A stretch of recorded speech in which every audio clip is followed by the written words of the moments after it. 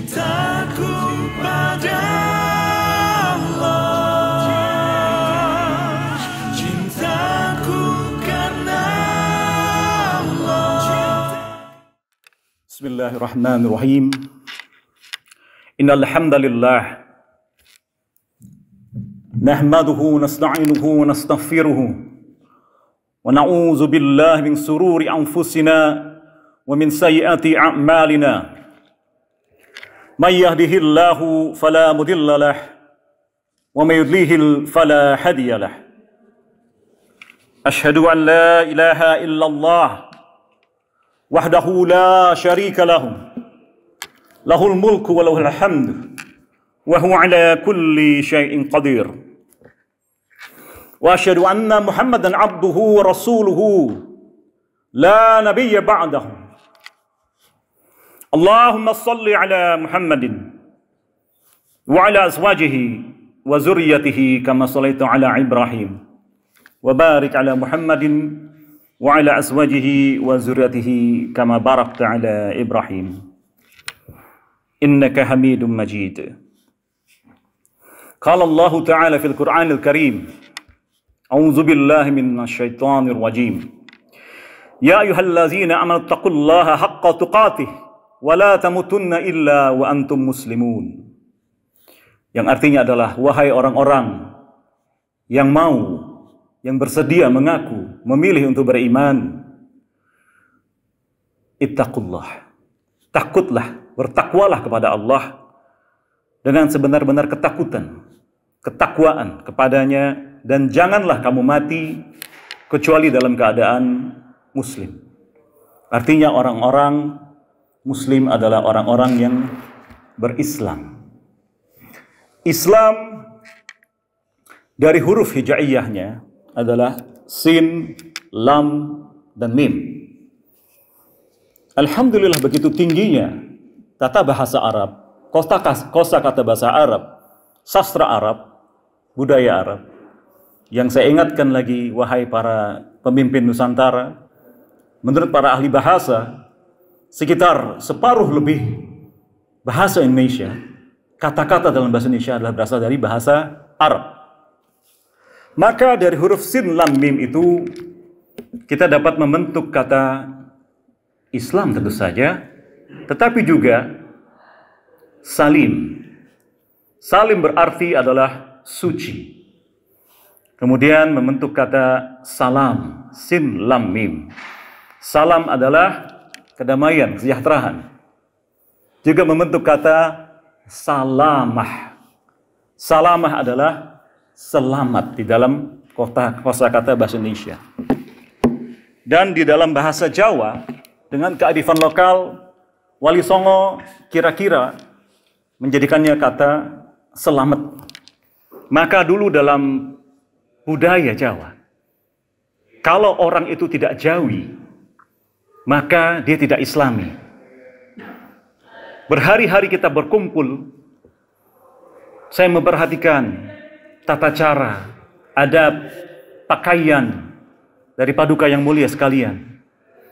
Betapa mudah bagi orang yang berilmu mengenali bahwa dari aneka warna, aneka gaya, aneka variasi busana, antum semuanya ada nilai-nilai Islami. Itu adalah suatu hal yang luar biasa, tetapi juga biasa saja. Mengapa saya katakan biasa saja? Karena memang harus demikian. Karena itu Allah juga mengatakan, berfirman, a'udzubillahi minasyaitonir rajim, bismillahirrahmanirrahim. Ya ayyuhallazina amanu in tattaqullaha, wahai orang-orang yang mau beriman, jika kamu bertakwa kepada Allah, yaj'al lakum furqana wa yukaffir ankum sayyi'atikum wa yaghfir lakum wallahu dzul fadlil azim. Jika kamu mau bertakwa kepada Allah, niscaya beliau Allah akan memberikan furqan. Furqan adalah kemampuan untuk membedakan antara yang hak dan batil kepadamu, dan menghapuskan segala kesalahanmu dan mengampuni dosa-dosamu. Allah mempunyai karunia yang besar. Ini surah Al-Anfal ayat 29. Kemudian juga tentu saja, A'udzubillahi minasyaitonirrajim, Bismillahirrahmanirrahim. Wamur ahlaka bis salati wastabir 'alaiha. La nas'aluka rizqa. Nahnu narzuquk. Wal 'aqibatu littaqwa. Dan perintahkanlah keluargamu melaksanakan salat dan sabar dalam mengerjakannya. Kami tidak meminta rizki darimu. Allah berfirman, kamilah yang memberikan rizki padamu, dan akibat yang baik di akhirat dan juga di dunia adalah bagi orang yang bertakwa. Taha ayat 132. Saudara, seringkali khatib bertanya kepada jamaah di berbagai kesempatan, di berbagai tempat, berapakah jumlah berapakah jumlah nabi dan rasul dalam Islam? Maka rata-rata jamaah menjawabnya 25. Ini tidak salah-salah amat, karena memang itulah nama-nama yang kita kenali ada di dalam Al-Quran dan hadis. Tetapi sebagaimana antum paduka sekalian, bernegara, berkerajaan, ada pakemnya, ada dalilnya, ada aturannya. Maka agama ini dinullah.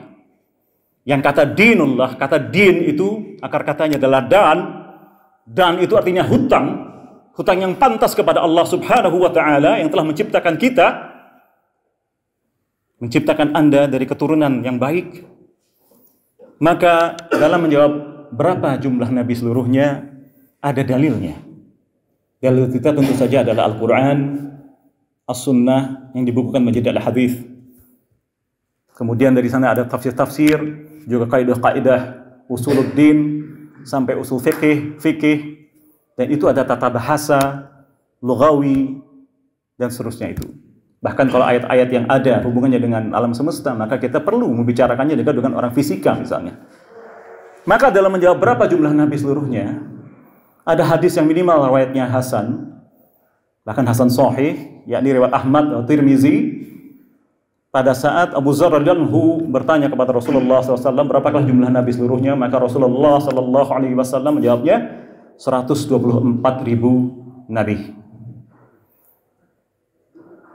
Artinya Islam ini bukan agama Arab, tetapi agama sejak awal zaman. Dan nanti sampai dunia ini tidak ada lagi, itulah Islam. Salam, salim, salamah tadi. Kata dunia sendiri berasal dari akar kata dani. Dani ini artinya adalah yang rendah, saudara. Yang hina. Bukankah masih terngiang-ngiang dalam benak kita? Ada setidaknya 2 hadis membicarakan kehinaan dunia. Dunia ini tidak lebih berharga bagi Allah daripada 11 sayap nyamuk. Dunia ini tidak lebih berharga bagi Allah laksana manusia memandang bangkai kambing. Tetapi masalahnya kita ini diberi karunia, atau bukan masalahnya, justru alhamdulillah kita diberi karunia kehidupan, di mana tidak ada sama sekali mengetahui bagaimana roh itu. Mengapa kita diciptakan?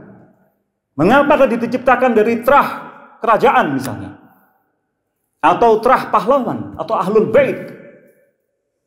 Maka ada Khalik, Al-Khalik yang menentukan kamu lahir di keluarga itu, kamu lahir di keluarga yang lain. Ada tanggung jawab, ada hak, dan sungguh setiap orang akan diuji sesuai dengan kemampuannya. Di mana orang-orang yang berkuasa pun, insya Allah jika melaksanakan Islam agama sejak awal zaman ini dengan benar, maka tantangannya surga yang sangat tinggi. Bukankah 124.000 nabi itu mereka juga raja-raja, pemimpin-pemimpin? Bahkan Rasulullah SAW adalah lebih tinggi daripada raja-raja, karena di bawah beliau ada raja-raja Yahudi, raja-raja yang lain-lainnya, Kristiani, ada orang-orang kafir di Madinah, suatu negara. Bukankah Yusuf alaihissalam seorang perdana menteri? Bukankah Sulaiman, Daud adalah raja-raja? Bukankah Musa adalah orang yang berkuasa di tanah Kipti, Mesir? Mereka juga ada yang pebisnis, ada yang orang-orang yang seperti kita juga, seorang ayah, seorang suami, seorang anak, seorang paman, seorang teman. Maka inilah cara hidup yang luar biasa. Allah telah menyindir kita dengan begitu banyak contoh para nabi. Dan terbaik adalah tentu saja Ahmad atau Muhammad bin Abdullah sallallahu alaihi wasallam. Khatamul Anbiya, nabi yang terakhir. Rasulullah bersabda, tidak akan ada lagi nabi sesudahku. Kita hanya menunggu kehadiran seseorang. Seorang Rasulullah juga, yakni Isa, atau bagi kaum Yahudi, Kristiani menyebutnya dengan dialek yang asli, Iso atau Yeshua, Al-Masih, Al-Masih alaihissalam, binti Maryam, yang insya Allah akan memimpin kerajaan dunia ini sampai akhirat, di mana semua muslim akan diwafatkan dengan tenang. Hadis-hadis tentang ini mutawatir. Ada yang mengatakan hadisnya dhaif, tapi insya Allah minimal mutawatir. Bersama Al-Imam Al-Mahdi dari keturunan Al-Hasan bin Ali bin Abi Thalib, insya Allah. Mengapa saya menyinggung ini, saudara? Karena maaf tadi sudah lupa saya sampaikan. Tajuk yang insya Allah terbayang dalam benak saya dalam waktu singkat ini adalah pentingnya menjalin kebersamaan di masa menjelang puncak akhir zaman. Kita yang di sini menikmati fasilitas akhir zaman. Betapa dulu masjid Rasulullah tanahnya bukan karpet, maaf, lantainya bukan karpet, tapi apa? Tanah, saudara. Maka dari itu ada hadis mengatakan Rasulullah dan para sahabat ini masuk ke masjid dengan memakai sepatu, terompah. Dindingnya apa? Batu-batu yang diangkat oleh Rasulullah sendiri dan para sahabat Nabi Muhajirin wa Ansar radhiyallahu anhum. Atapnya apa? Atapnya adalah pelepah kurma, kayu-kayu dedaunan. Tidak ada AC, saudara. Tidak ada yang namanya mikrofon. Dan saya sampaikan lagi, Rasulullah SAW mengatakan, berfirman, kullu bid'atin dhalalah, ad-dhalalati finnar. Sesuatu yang baru dalam hal ibadah itu adalah kesesatan. Dan seluruh kesesatan, setiap kesesatan ujung-ujungnya ke neraka. Maka mikrofon, internet, tembok AC sama sekali bukan bid'ah.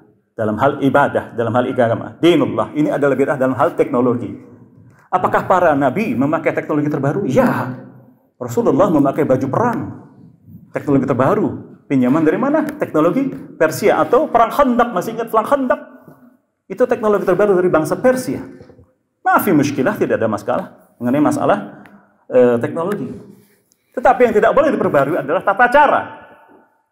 Allah telah mengirim 124.000 nabi dari awal zaman untuk menentukan bagaimana beliau ingin ridha disembah. Maka Al-Maidah ayat 3 jelas. Itu adalah ayat yang terakhir yang turun di saat Haji Wada', menetapkan telah sempurna tata cara semua ibadah, akidah di masa Haji Wada' itu, yang insya Allah setahunan kemudian Rasulullah SAW wafat. Maka saudara, dijanjikan, diberitahukan, diperingatkan, umat ini akan terpecah menjadi puluhan. Hanya satu yang langsung ke jannah, yakni yang seperti di mana aku dan para sahabatku berada di jalannya. Dari situ kita menyebutnya sebagai ahlus sunnah wal jamaah, berjamaah dalam kebenaran as-sunnah, di mana Rasulullah SAW menjamin hanya 3 generasi yang terbaik, yakni generasi sahabat Nabi radhiyallahu anhum, kemudian generasi tabi'in, murid mereka, dan kemudian tabi'ut tabi'in. Kita biasa menyebutnya sebagai salafus soleh. Kepada siapa kita hendak meneladani kalau bukan kepada mereka lagi? Bukan kepada orang-orang liberal, sekuler, bukan kepada dukun, bukan kepada yang lain-lain, pemikir filsafat, filosof, bukan. Ini agama yang luar biasa, satu-satunya agama sejak awal zaman. Maka dari itu juga Allah memperingatkan, A'udzubillahi minasyaitonirrajim, bismillahirrahmanirrahim. Kaifa takfuruna billah? Kaifa takfuruna billahi wa kuntum amwatan wa fa ahyakum, summa yumitukum, summa yuhyikum, summa ilaihi turja'un. Bagaimana mungkin kamu sampai ingkar kepada Allah? Padahal kamu tadinya mati. Tidak ada kamu ini di sini. Kamu dan aku tidak ada di sini, saudara. Lalu beliau Allah menghidupkan kamu. Kemudian beliau mematikan kamu. Kita semua akan mati. Kullu nafsin za'iqatul maut. Lalu beliau menghidupkan kamu kembali. Kemudian kepadanya lah kamu dikembalikan. Al-Baqarah ayat 28. Tetapi sementara kita belum mati, beruntunglah antum sekalian, para pemimpin-pemimpin yang dipilih oleh Allah lahir di nasab yang jelas. Dan juga tanggung jawab yang luar biasa. Karena menurut konon, saya bukan ahli sejarah, tetapi katanya raja-raja Nusantara bersaudara semuanya. Dari leluhur yang sama. Saling bantu-membantu. Maka dari itu kesempatan beberapa hari ini sungguh luar biasa. Karena ada peluang dari hadis. Anas bin Malik meriwayatkan bahwa Rasulullah SAW bersabda, "Man sarrahu an yubsata alaihi rizquh, man sarrahu an yubsata alaihi rizquh, aw yunsa'a fi asarihi, falyashhil rahimah." Artinya indah sekali. Barang siapa yang ingin atau senang untuk diluaskan rizkinya atau dipanjangkan umurnya, hendaklah dia menyambung tadi silaturahim. Rahim adalah yang terbaik, terdekat, saudara. Engkau dan aku dulu di dalam rahim ibu kita masing-masing. Itulah bersaudara. Itulah bersaudara. Alangkah indahnya jika ada persaudaraan dari para tokoh-tokoh negeri ini. Mungkin sekarang dari banyak unsur dari para kerajaan, bangsawan, di mana masing-masing mempunyai masa-masa yang loyal. Dan tugas kita menjaga ini semua. Negara ini kalau dalam pendapat saya pribadi sudah dalam keadaan hampir bahaya. Bahkan mungkin sebagian mengatakan sudah bahaya. Kita keturunan kaum pejuang. Darah leluhur kita tumpah. Ususnya terburai. Dipotong mungkin. Disiksa. Karena tidak mau dikafirkan. Semua penjajah kita kafir. Kita diserbu oleh Mongol. Kita pukul balik. Kita kemudian diserbu oleh Portugis. Kita pukul balik.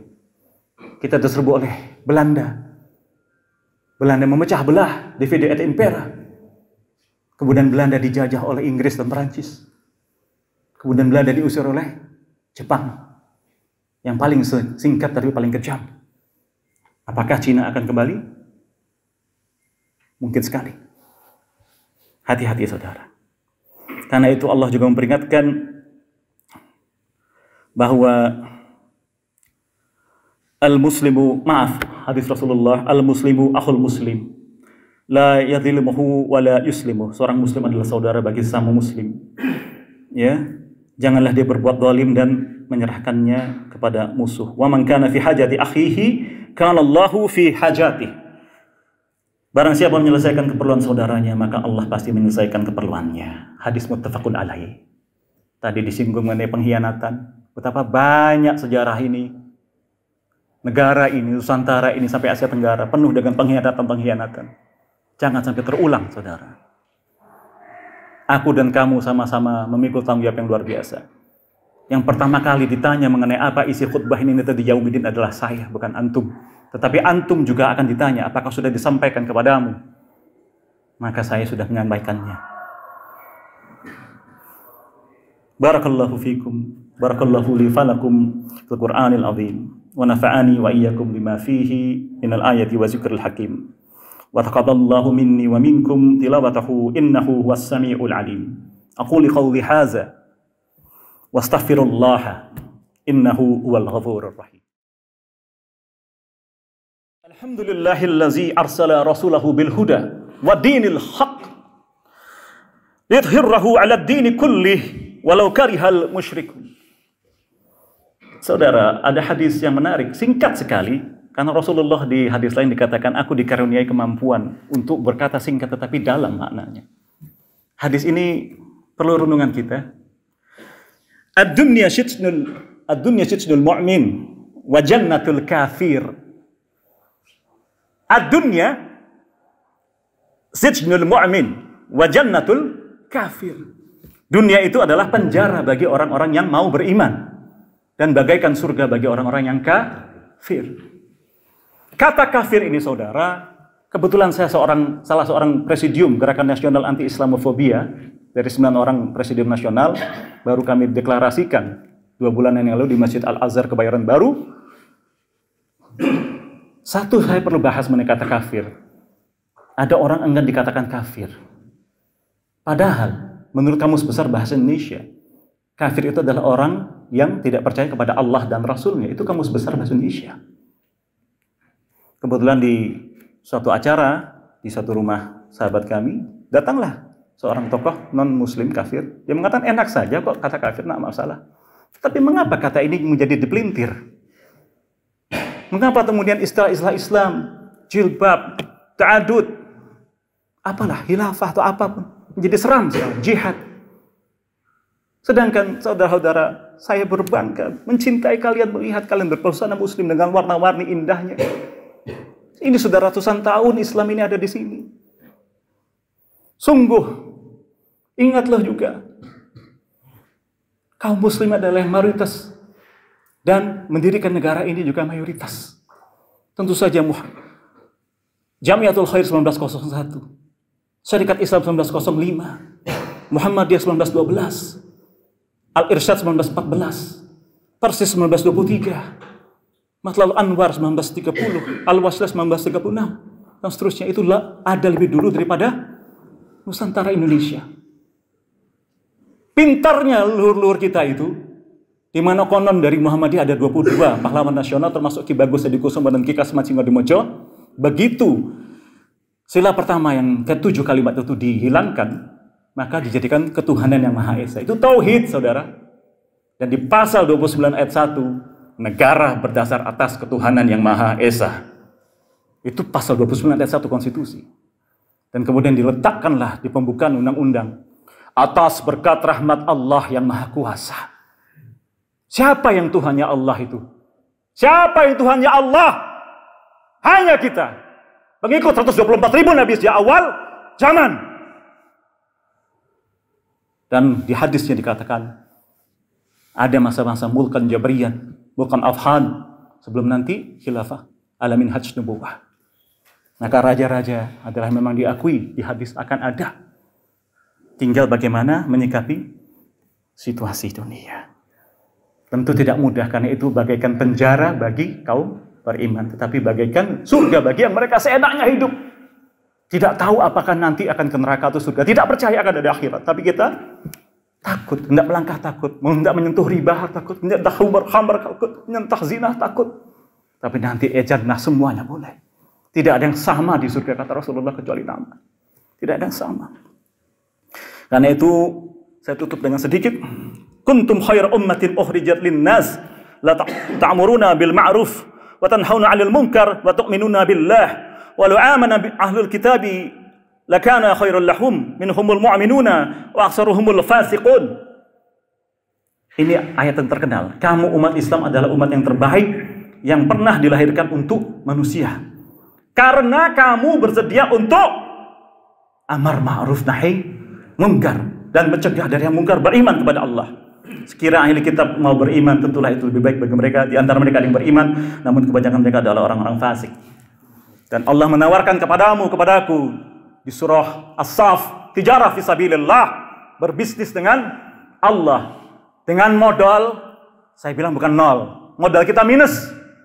Mata bukan buatan kita, lidahku bukan buatanku, pinjaman dari Allah.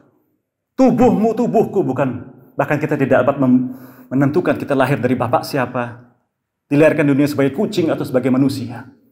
Maka ini dikasih modal oleh Allah, disuruh berbisnis, mau atau tidak, dengan keuntungan yang berlipat-lipat ganda. Yang minimal satu pahala itu dilipat gandakan 10 di hadis-hadis yang Masya Allah. Maka marilah kita semua menjadi pengatur-pengatur. Dan di akhir zaman ini, di mana pasti Dajjal akan datang, kedatangan Dajjal itu didahului oleh Dajjalun, kaum pembohong. Kemudian akan ada, dan sudah ada saya rasa, masa Ruwaibidah, orang-orang bodoh, tetapi diserahi kekuasaan, mengatur umat. Itu hadis itu. Banyak huru-hara, banyak pengkhianatan. yang bagus-bagus diturunkan, yang pengkhianatan telah dinaikkan, riba di mana-mana, khamr di mana-mana, gedung-gedung akan sangat tinggi, banyak sekali di Jazirah Arabia. Kita lihat di Kuwait, di Oman, di Arab Saudi, di Uni Emirat Arab semuanya. Perzinahan mudah, khamr dikatai, bentuknya macam-macam, tetap saja khamr. Dan lain-lainnya. Ini akhir zaman. Yang menyolok di hadis yang panjang, saya singgung saja, 3 perang yang dijanjikan itu sudah ada. Ya, ini apa? Perang di Syam, dan di Yaman, dan di Irak. Tapi apa? Apakah berat? Tidak, saudara. Karena begini. Dari Umayyah Asy-Sya'bani radhiyallahu anhu, dia berkata, aku pernah mendatangi Abu Sya'labah Al-Khushani dan bertanya kepadanya, bagaimana pendapatmu mengenai ayat ini? Dia bertanya, apa? Ayat yang mana? Maka aku pun membaca, singkatnya ayat itu adalah Al-Ma'idah ayat 105. Ya, maka dia pun menjawab, demi Allah, engkau telah menanyakannya kepada orang yang ahli tentangnya. Aku pernah menanyakan makna ayat ini kepada Rasulullah sallallahu alaihi wasallam, maka beliau bersabda, ini penting sekali. Teruskanlah olehmu untuk selalu melakukan amar ma'ruf nahi munkar, hingga engkau, sahabat Nabi, akan menyaksikan kekiran, kepelitan, kebakhilan yang ditaati, hawa nafsu yang diperturutkan, kehidupan duniawi yang diutamakan, serta orang-orang yang terpesona terhadap berbagai pendapat yang dikeluarkannya. Hendaknya kamu hanya bergaul dengan orang-orang yang searah denganmu dan jauhilah orang-orang yang awam. Sebab setelah zamanmu itu akan datang satu zaman yang penuh dengan cobaan, saat orang yang menggenggam teguh agamanya ibarat menggenggam bara api.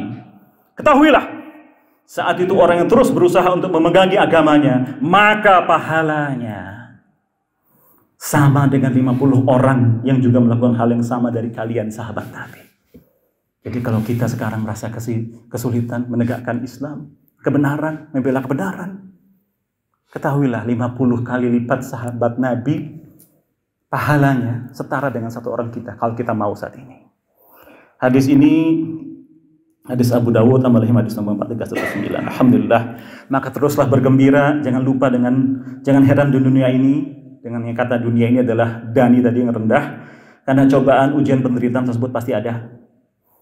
Capek, nanti di akhirat istirahatnya. Ya, tidak juga segala krisis multidimensi. Tidak ada malam yang terus-menerus malam. Pasti akan ada pagi hari insya Allah. Tetapi menjelang pagi hari itu adalah malam yang paling mencekam katanya. Begitu banyaknya makhluk gaib yang syaitan, iblis, jin semuanya bergentayangan. Tetapi 5 hadis menerangkan setiap penderitaan kaum mukmin yang mau beriman, hatta cuma tertusuk diri, maka menjadi pengguguran dosa. Alhamdulillahirabbil alamin. Mari kita tutup dengan berdoa. Semoga Allah mengijabah kita yang sedang musafir ini, yang datang dengan segala yang datang baik, untuk amar ma'ruf nahi munkar, menjalin silaturahim tadi, meneruskan amanat-amanat orang tua kita yang tidak disengaja itu semuanya. Mari kita berdoa, karena doa musafir itu insyaallah lebih dijabah, apalagi di Jumat. Baik. Bismillahirrahmanirrahim. Cintaku